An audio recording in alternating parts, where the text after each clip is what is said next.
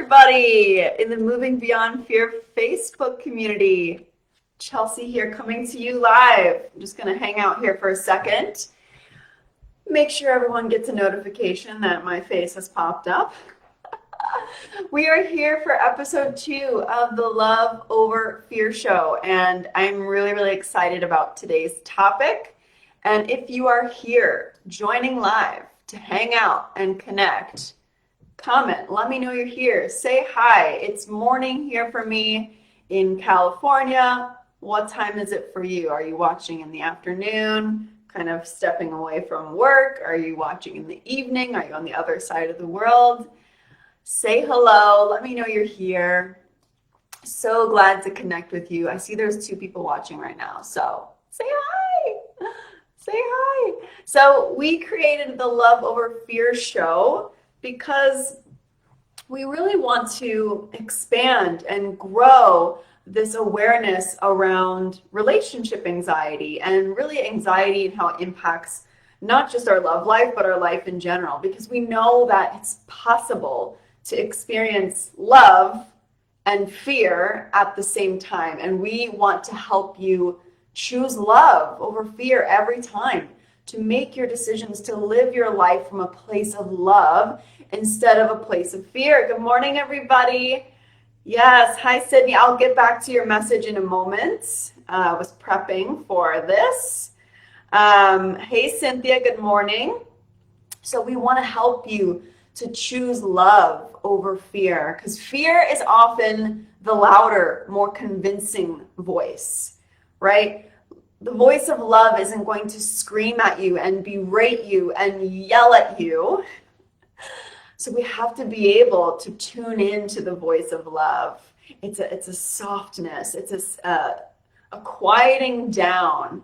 So yes, we want to help you tune into love, to make decisions from a place of love, to live your life from a place of love rather than giving into the fear or listening into the fear. And so we want to bring awareness and education on what that looks like and what it takes. And we want to be here for you, to support you and really empower you. We created this show to really empower you to step into love instead of fear, because stepping into love is the most courageous thing you will ever do in this lifetime. Let that sink in. Stepping into love and living your life from a place of love instead of fear is the most courageous, the most powerful, and the most important thing you could do in this short lifetime that we have here on earth. I don't say that lightly. It's no small thing to choose love and to live from a place of love over fear. So the Love Over Fear show is like a podcast meets TED Talk. I go on lots of rants and I call them my TED Talks. Podcast meets TED Talk meets talk show meets just hanging out with me or Sarah. So let's dive into today's episode, today's topic, which is 3 aspects of a great relationship. And before we dive into what those are, I first want to talk about the cultural messages on what makes a relationship great. And if you're with me live, what are some of the cultural messages you've heard about what makes a relationship great? What are some things you've heard from movies or media or maybe even your family? Our families also tend to have really strong opinions on what makes a relationship great. So I first want to just lay out some of these messages that tend to permeate our culture and society. Lay them out, shine a light on them, and possibly debunk them, because a lot of these cultural messages are harming us way more than they're helping us. And they often give us these very unrealistic expectations and standards for relationships.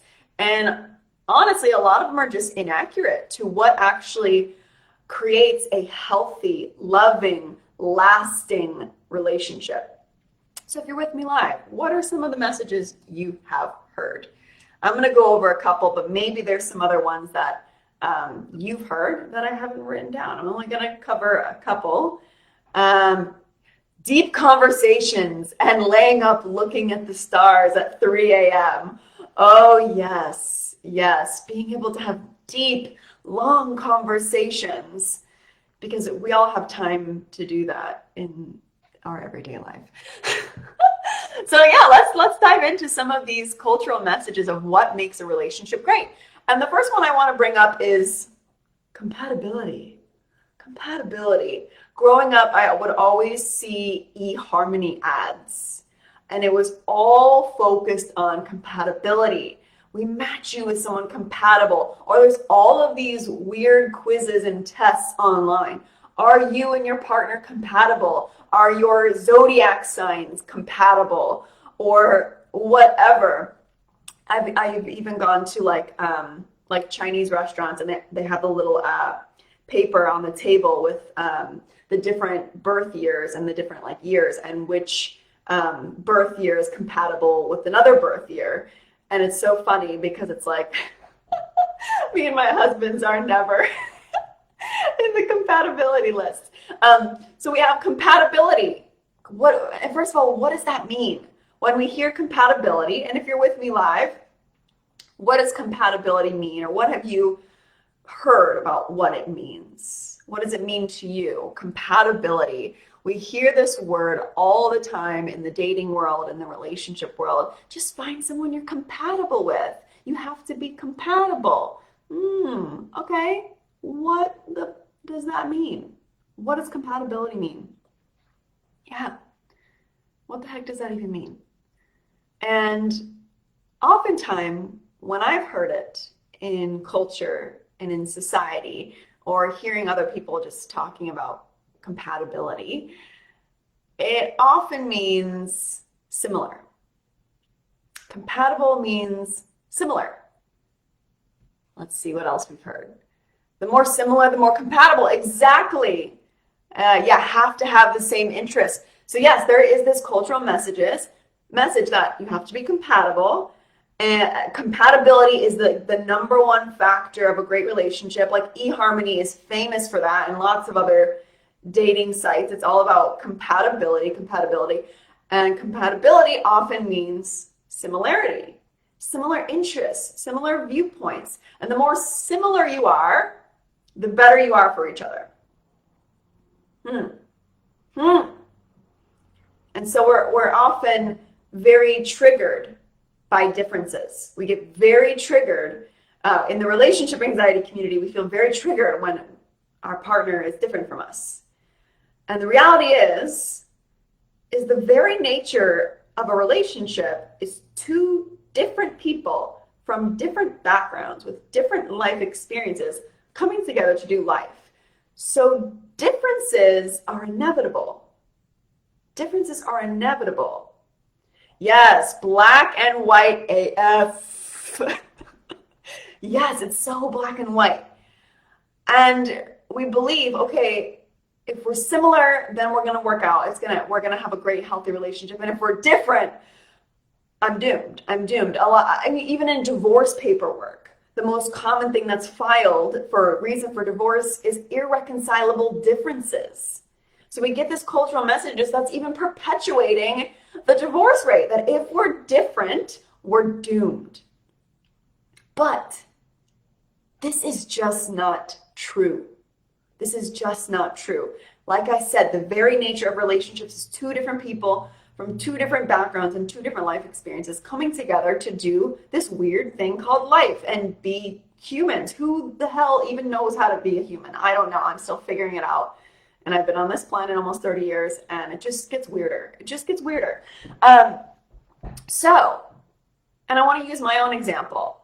I used to believe that compatibility and similarity was what made a relationship great. That's what I heard. In my undergrad for counseling, in one of my marriage classes, it's like, find someone similar to you because that's just going to make your marriage easier.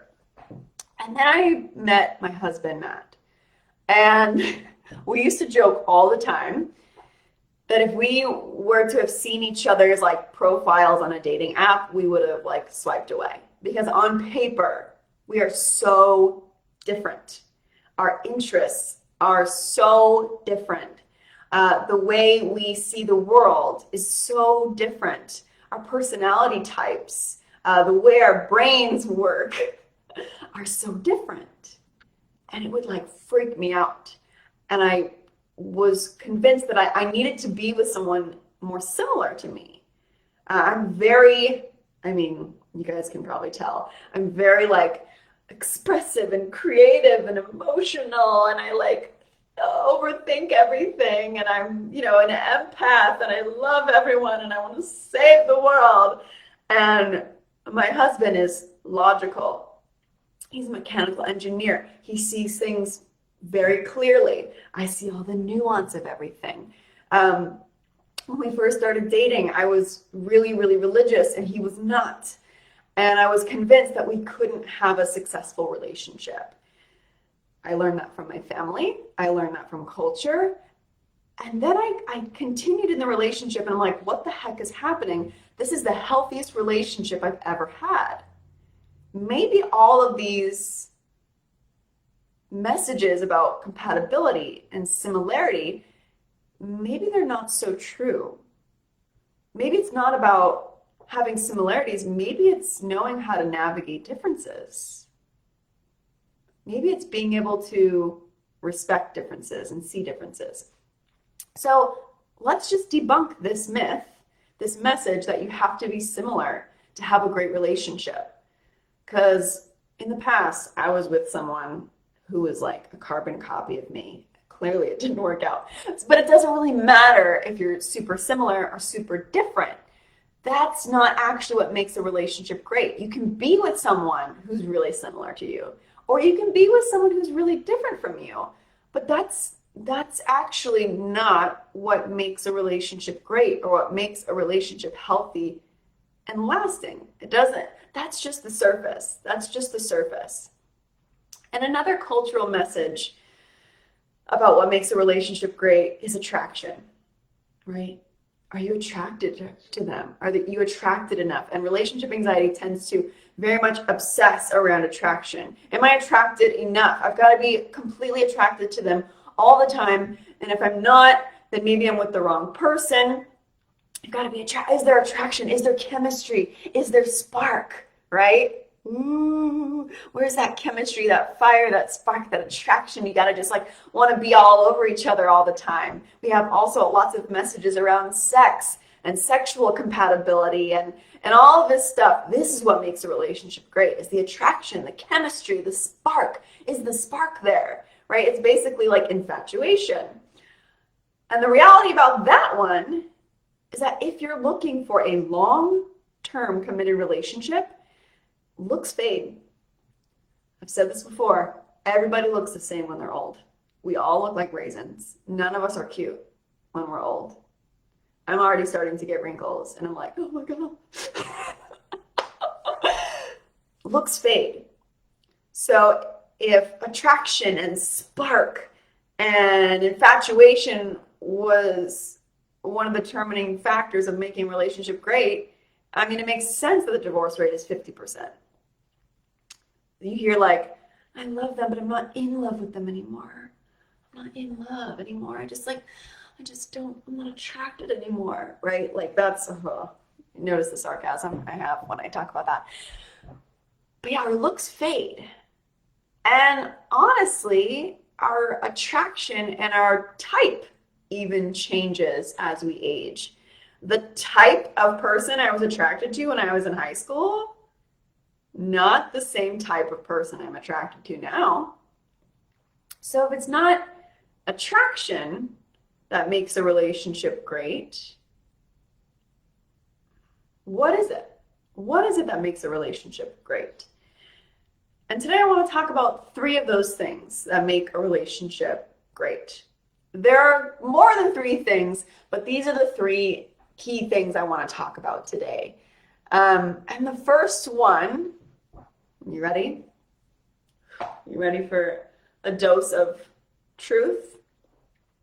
because I'm not going to sugarcoat this one. I'm going to be real. The first aspect of a great relationship is awareness and ownership.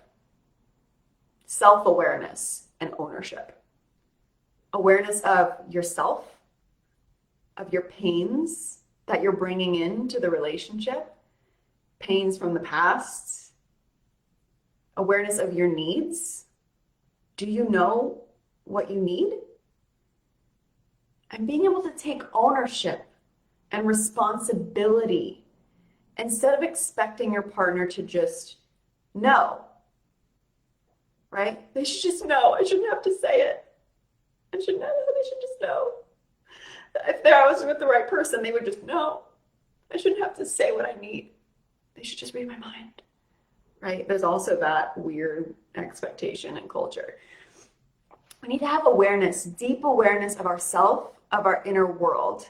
Why? Because if we don't, then we're going to project all of our shit onto our partner, and we're going to blame our partner for the problems. When in reality, if we're aware of our own shit, aware of our pains, aware of our needs, aware of our triggers, then we have the opportunity to take ownership instead of blaming our partner or projecting it onto our partner. I think that's another reason why there's so many divorces, that people don't take ownership of their shit. They expect their partner to just know, or they expect their partner to dance around their shit.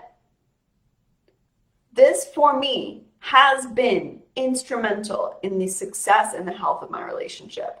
Taking ownership of my shit, of my anxiety, of my fears, of my past pains and traumas. Because I was projecting it onto Matt, making him the problem. He needs to be different. He needs to believe what I believe. He needs to be more sensitive. And then it became, he's the problem. And what does that do? That creates tension and strain and unnecessary conflict in relationships. But when you can have awareness and take ownership of your shit, when your shit comes up, you can say, there's that thing that I'm doing, and I'm doing that because of this. Okay, I'm going to take ownership of this, and I'm not going to project it onto my partner. And I'm going to ask myself, okay, what do I need in this moment? Do I need to take some time for myself? Do I need to communicate something for my to my partner? This was instrumental for me, because then when I was having anxiety, I was no longer projecting it onto Matt like it was his problem and his responsibility. It was my shit. And then I lifted that burden off of him and the relationship, and I took ownership and responsibility and said, this is mine. This is mine. And guess what? When I took ownership of that, and taking ownership means doing the work. You gotta do the work. When I took ownership of that, the way I showed up in the relationship transformed. The way I felt about the relationship transformed. I was able to be happier and freer. And he did not change one thing about himself. He's the type of person, he's like stubborn. He doesn't change. We were talking about this today, how like his fashion choices have not changed for years. And how I used to be very like trendy. I had to keep up with all the latest trends, and I'm always changing. Like, that's just my personality type. I'm like, ooh, grow, change, evolve, morph. Yeah. But guess what? When I took ownership of my shit, it changed how I felt about the relationship, and he did not have to change one thing. So that is instrumental in the health of your relationship, is to know your shit, to take ownership of it instead of blaming and projecting your partner, making your partner or the relationship to be the problem. Ooh, are we #triggered? What? And if you are triggered by this, notice that. What is this bringing up for you? To be confronted with your stuff. And what action are you going to take? What are you going to do about that? What's the first step that you can take to master this step? Let that marinate. Yes. And the second aspect of a great relationship is vulnerability. Vulnerability. Ooh, what does your body do when you hear that word? Vulnerability. The ability to be seen, fully seen in your humanness, in your messiness, in your ugliness, and the ability to do the same for your partner, to see them in their humanness, in their messiness, in their ugliness. And allowing love in. To be vulnerable is to let love in, to be able to open your heart and allow someone to love you. That is so vulnerable. We talk about how vulnerable it is to love someone else, but to let someone love you is so vulnerable, especially when we've experienced trauma and we get this hyper independence. I don't need anybody.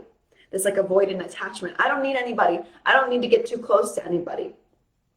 I'm going to keep you a little bit at arm's length. I don't want to let you get too close. I don't want you to see these ugly parts of me. I don't want to be fully seen. That is too scary. And if you've experienced pain in the past, vulnerability feels really scary, because if you were seen and then you were hurt, your body then associates vulnerability with pain. So you have to heal those wounds so that you can be vulnerable. Vulnerability is foundational to deep connection. Vulnerability is essential to deep connection. And you have to be able to communicate your needs and what's going on in your inner world. And that's vulnerable as hell, to say what you need, to let someone know what's going on in your world, even if it's really dark and really scary. To be able to say to your partner, I'm in my head today and it's really hard. And to then let them love you, to let them hold you close, and to be able to communicate, I need this. It can feel scary to communicate our needs, especially when we were taught that we shouldn't communicate our needs, or we can't, or if we were to communicate our needs, we'd be rejected or shut down. There's so much shit that comes up around vulnerability. But vulnerability is essential for a great relationship. Because if we operate in vulnerability, we're not operating in defenses. We're not pushing someone away, or we're not attacking them. When we're in an argument, we let them see what the hurt is really about instead of making it about the dishes. It's not really about the dishes. It's about something more tender and more vulnerable. Then to let that be seen. Or like saying, ow, that hurt. Instead of, oh, ew, we say, ow, that hurt. That's vulnerable. That's real. We're not operating out of defenses, attacking our partner's character or pushing them away. We let ourselves be seen. We communicate what we need. We communicate what we need. We communicate what's going on in our inner world instead of shutting them out. Letting them in, allowing yourself to be loved and allowing yourself to love someone else. So vulnerable, especially when we've been hurt in the past. That vulnerability is such a risk, to let yourself love and be loved. But it is that vulnerability that allows for that deep, deep connection. And again, if you have all this stuff that comes up around vulnerability, then that's where your work is. But don't skip over that, because that is essential to be able to be seen, to be able to communicate what it is that you need, even if it's really scary to communicate what you need. To let yourself love and be loved, to let your partner in on what's going on, and to not operate out of a place of defensiveness and overprotection. Yeah. Ooh. Notice what comes up for you there. It's a lot. And the final aspect of a great relationship that I want to talk about today is having both feet all in. You have to have both feet all in the relationship. The grass is not greener on the other side. Maybe you've heard this before. The grass isn't greener on the other side. It's green where you water it. When we have both feet in, we tend to the garden of our relationship. We cultivate it. We want to make it the best that we can. We're not looking over there or over there. Maybe it's better over there. I've kind of got one foot dangling out. Maybe it's better over there. We're all in, and we put our energy fully into the relationship. We don't have this split energy of maybe I'm in, maybe I'm a little bit out. We're all in. I want to use an example, a recent example. My husband and I just bought a house. And when we were house shopping, first of all, that was such a stressful experience. I remember finding the house that we ended up getting and being like, but what if there's something better? What if there's something better? And what if we're just settling? What if there's something better? What if I get this house and then find something better afterwards? I was having like ROCD about a house. But once I finally committed to that house, once we signed that paperwork, I was all in. And guess what happened? My relationship to this house began to transform. I was seeing it. Oh my gosh, look at what we could do here. Look at what we could do here. Oh, we're going to make this our home. Oh my gosh, we're going to make this the most beautiful place. Yes, maybe there's a better house out there. That could be very possible. But I'm all in with this house. I'm gonna nurture it. I'm gonna make it exactly what I want it to be. I'm gonna take care of it. I'm gonna, make it our own. Same with our relationships. We've got to be able to invest in the relationship, to be all in, to put the work in, to make it what you want it to be able to experience your relationship as home instead of being like, I'm not going to fully decorate this house because what if I find something better? I'm not going to put my all into this house because there's maybe something better. Maybe I'll end up just moving out anyway. So why get new floors? Why put up pictures? Right? Same with our relationships. Why invest my time, money, and energy in this relationship when maybe I'll just leave anyway? That kind of split energy, ooh, that is not what makes a relationship last. And if that's going on for you, we have to ask ourselves, why? Why do I have one foot out the door? Why am I so afraid to fully invest in my relationship and deal with the shit, deal with the things that get in the way of being able to fully invest in your relationship? Because yeah, it's scary to do that. It's scary to commit. It's a risk. Again, going back to that vulnerability and going back to taking ownership. You've got to take ownership of the things that are getting in the way of being able to plant both feet in the relationship and stuff that's getting in the way of the vulnerability of making that commitment. What is it that's getting in the way of being able to be all in your relationship? What is the purpose of having one foot out the door? What is that purpose does that serve? It's usually a form of protection, right? Because if we're always comparing to something outside of our relationship will never be enough. And when we feel like our relationship's never enough, we're not going to feel fulfilled. We're not going to see our relationship for all the potential it could be, right? And having both feet in means not always having an exit strategy. I know with relationship anxiety, we are always planning that exit strategy. We've got energetically one foot out the door and one foot in the relationship. And maybe it's subconsciously, but our partners can feel that. Our partners can feel that, maybe on a subconscious level, if we're energetically not all the way there. And when we can be all the way there, and we're not always thinking of the exit strategy, and we're not always comparing, and we don't always have one foot out the door, this creates an environment of trust, security, and commitment. When you and your partner are both all in, that is such a strong bond. The trust, the sense of security. Oh, it's amazing. It's amazing. So we've got to get past the fears and the pains and the wounds that stop us from being able to feel secure and solid in our relationship and having that secure attachment. Because once I put both feet in the relationship, oh, yes, and I worked through all those fears around doing that. Now my relationship feels like home. and I don't want to leave it. I'm all in. I have someone that I can count on and lean on, and what a gift that is. Someone I can trust. And being all in is what creates that environment in the relationship where both partners feel safe and nourished and taken care of and loved. What a gift that is to give to ourselves and to give to our partner.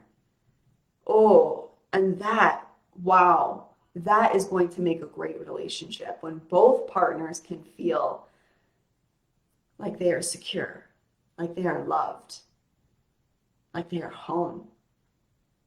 Wow. Yeah. And when you're both all in, it allows you to move through conflict with more ease because you're no longer making this meaning of every time you have a conflict, you're thinking about leaving. You're like, okay, let's tackle this together. Okay, we had an argument. Okay, it was uncomfortable, but I'm all in. I'm all in. I'm here for you, baby. Right? I'm all in. I'm here for you. We're going to get through this. That solid security, that solid foundation that is created in the relationship when you have both feet in.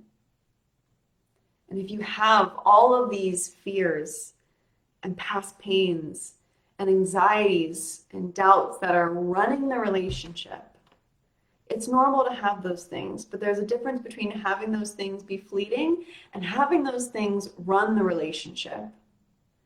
If all of that's coming up, then let that be a signal. Cheryl Paul calls it a signpost. Let these things point you to where your healing needs to happen. Let it point you to where you need to have self-awareness and take ownership. Let it point you to where your wounds are around vulnerability. Let it point you to the things that are getting in the way of being able to have both feet in the relationship. And it's not something that happens overnight. It's not something that just a word of advice could, make it go away. I wish it was that easy. It's really about doing the work, understanding those wounds, rewiring all these patterns of fear that are running the relationship so that you can have both feet in. And if you're ready to if you want to master these three aspects of a great relationship, the awareness and ownership, the vulnerability, and the both feet in, if you want to master these so that you can feel at home in your relationship, so you can enjoy your relationship, so you can show up differently in your relationship, then book a free 30-minute relationship anxiety assessment. This is what we do. We want you to know we're a resource. We're here to support you in that, and that it's absolutely possible. I'm living proof.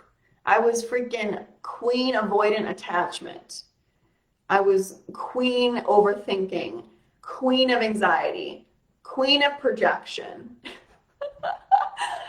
And here I stand today, buying a house with my husband, feeling so excited. Someone just asked, what do you mean by doing the work?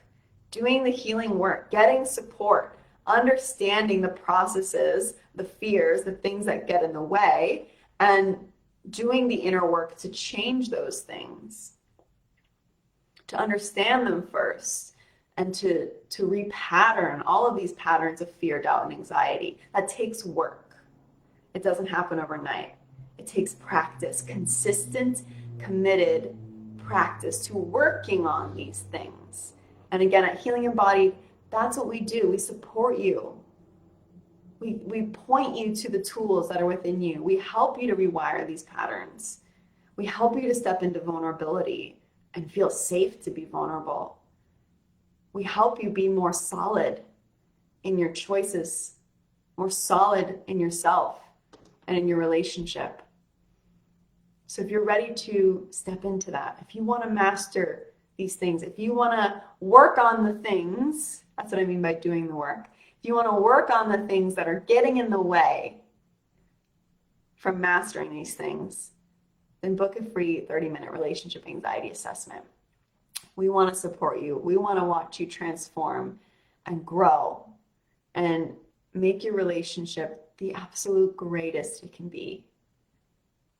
When you feel solid in your relationship, it just transforms the way you live your life. You have this solid foundation from which to explore and live your life. Being able to feel solid in my relationship with my husband allowed me to start a business. Years ago, I would have never done this. I would have been too wrapped up in the fear and the anxiety that consumed all of my energy, all of the time. It was really hard for me to want to take risks in life because I was always thinking about, what if my relationship's wrong? What if my relationship's going to end? What if I'm in the wrong relationship? That consumed so much of my energy. It was exhausting. So I couldn't be more grateful to have worked on that, to have healed those wounds, and to now make that healing a lifestyle. We're never done growing. We're never done healing. But now it's the way I live my life. I've changed the way I've related to myself. And therefore, I've changed the way I've related to my husband. And it's changed the way I feel about our relationship. So much more congruence. I'm not split energy. My head and my heart aren't in two different places.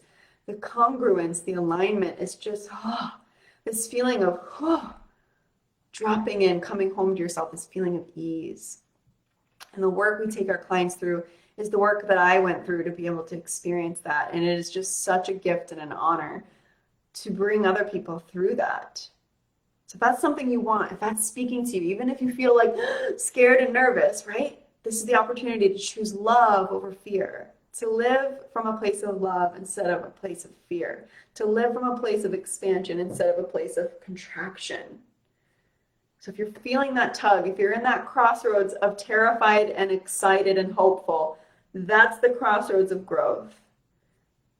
So book that relationship anxiety assessment with us so that we can help you master these 3 aspects of a great relationship. I hope today's episode was incredibly helpful, inspiring, empowering, and think of one action step you're going to take today after hearing this. It's one thing to just consume all this information, and it's another thing to begin to implement it and to take action and to take steps. So after learning all this, what step are you going to take today? Sending you all so much love, and I can't wait to see you embrace love wholeheartedly.